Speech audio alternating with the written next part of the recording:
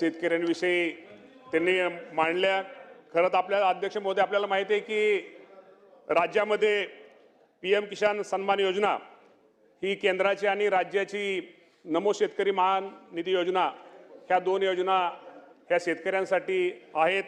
आणि त्याप्रमाणे आज आपण जर विचार केला तर केंद्राकडून साधारणतः माझ्या शेतकऱ्यांसाठी आतापर्यंत 21 हे शेतकऱ्यांना हप्ते दिले गेलेत।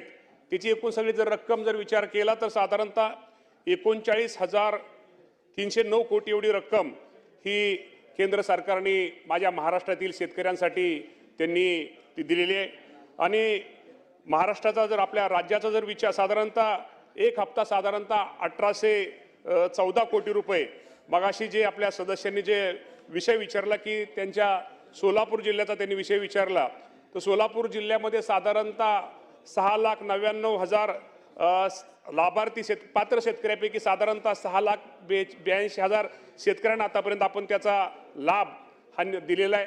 त्यामुळं त्यांचा जो प्रश्न आहे की ही जी योजना आहे केंद्र सरकारची, ह्या केंद्र सरकारच्या योजना ही साधारणतः त्याचा कट ऑफ डेट ही पूर्वी ज्यावेळेस केंद्राने योजना ज्या आपण केंद्राने ते राज्याने त्याप्रमाणे राबवली साधारणतः 1 फेब्रुवारी 2019 की त्याच्या अगोदर असणाऱ्या शेतकऱ्यांसाठी 1 फेब्रुवारी 2019 नंतर जर कुणी नवीन शेती घेतली तर तो लाभार्थी तो शेतकरी यामध्ये पात्र ठरत नाही।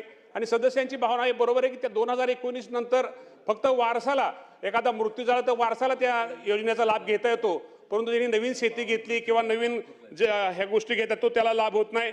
त्या बाबतीमध्ये आम्ही निश्चित प्रकारे केंद्र सरकारकडे प्रस्ताव दाखल केलेला आहे। आम्ही वारंवार त्यांनी विनंती पत्र दिलेली आहेत। मी स्वतः कृषी मंत्री झाल्यानंतर माझ्या अगोदर मला वाटतं कोकाटे साहेब असतील किंवा हे असतील, आम्ही दोघांनी मी सुद्धा पत्र साधारणतः जानेवारी महिन्यामध्ये पत्र हे केंद्र सरकार दिले। कारण आता हे निकषामध्ये आता बदल करणं गरजेचं आहे। कारण काय 1 फेब्रुवारी 2019 नंतर त्यानंतर अनेक शेतकऱ्यांनी नवीन जमीन घेतलेली, जे गरीब शेतकरी त्यांना हा योजनेचा लाभ मिळाला पाहिजे। या बाबतीमध्ये केंद्राकडे आमचा सगळ्यांचा पाठपुरावा चालू आहे। आणि सोलापूर जिल्ह्यामध्ये सुद्धा जे काय अपात्र त्यांनी जे सांगितलं की काय शेतकरी पात्र शेतकरी आहेत, परंतु पात्र शेतकरी असले तर निश्चित प्रकारे त्यांना जास्तीत जास्त या योजनेचा लाभ हा राज्याची योजना असू द्या किंवा केंद्राची योजना असू द्या हा शेतकऱ्यांना लाभ दिला जाईल।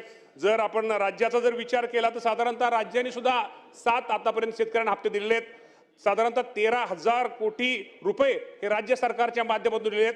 केंद्र सरकारच्या माध्यमातून 39,000 कोटी रुपये हे माझ्या शेतकरी बांधवांना दिलेत। त्यामुळे हे सरकार हे निश्चित प्रकारे शेतकऱ्यांवरती हे करणार आहे। त्यामुळे निश्चित प्रकारे सदस्यांच्या ज्या भावना आहेत, त्यांचे जे काही प्रश्न आहेत, त्यांचे जे त्या बाबतीमध्ये निश्चित प्रकारे नोंद घेऊन त्यांच्यासमोर त्यांची एकत्र बैठक घेऊन या बाबतीमध्ये निश्चित प्रकारे निर्णय घेतला जाईल। समाधानकारक